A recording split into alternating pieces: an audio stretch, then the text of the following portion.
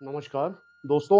आज हम बात करेंगे कि मनुष्य अस्तित्व में कैसे आया, इसकी क्या कहानियाँ हैं, क्या किंवदंतियाँ हैं, कैसे धर्म इसमें अलग-अलग तरह से विचार करते रहे, कहानियाँ गढ़ते रहे। तो इसकी शुरुआत हम ऐसे करेंगे, आज तक जितने भी आकाशीय ज्ञान या खगोल में हमने जो भी खोजबीन की है, जो भी हमने जितने भी नवग्रह आकाश में, उनमें सब में धरती सबसे रंग-बिरंगी और सुंदर। धरती रंग-बिरंगी इसलिए कि यहाँ पर पेड़-पौधे हैं, जीव-जंतु हैं। उस किस्म की ज़िंदगी जीता था, शिकारी था। कृषि क्रांति के बाद उसकी लाइफ़ में स्टेबिलिटी आई। वो एक जगह ठहर गया, उसने देखा जब पालतू पशु रखने शुरू किए, वो किस तरह बच्चे देती है उनकी मादाएँ।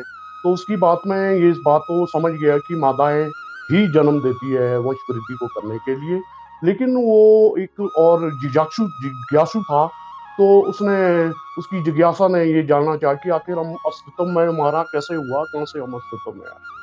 तो इसके लिए अलग-अलग तरह की कहानियाँ, पुजारी होते थे उस टाइम, पुजारियों ने अलग-अलग तरह की सभ्यता है, मेसोपोटासिया 14 4000 साल पुरानी जो सभ्यता है, उनके अनुसार सूर्य से आकाश बना और धरती बनी।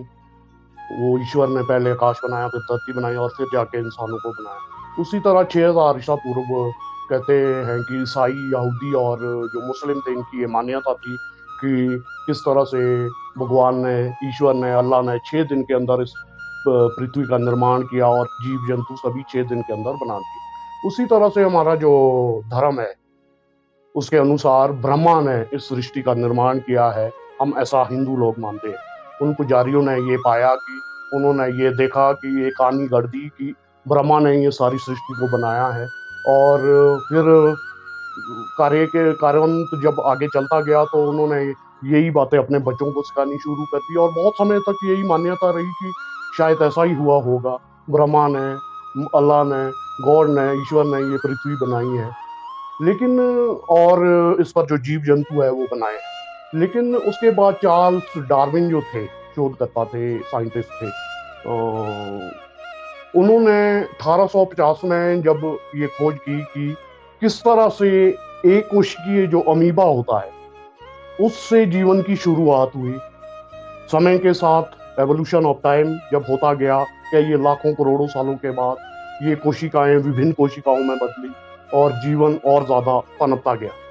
तो इन्होंने ही ये सिद्ध किया कि किस तरह से एक कोशिकी से बहुकोशिकीयों में और सरल से जटिल जो इसकी प्रक्रिया, आज जो हमारी संरचना है वो बहुत जटिल है, मानव शरीर की देख लीजिए आप।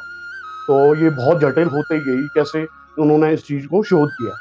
तो कहने का मतलब ये है कि जीव का जो अस्तित्व है वो धरती पर कई करोड़ों सालों के एवोल्यूशन के साथ एक कोशिकी से बहुकोशिकियों में आया और इसकी जो प्रक्रिया है, संरचना है, वो जटिल होती गई। ना कि किसी भगवान, ईश्वर, ब्रह्मा या गॉड ने इस धरती पर जीवों का सृजन किया। तो ये मैं आज की इस वीडियो में आपको बताना चाहता था।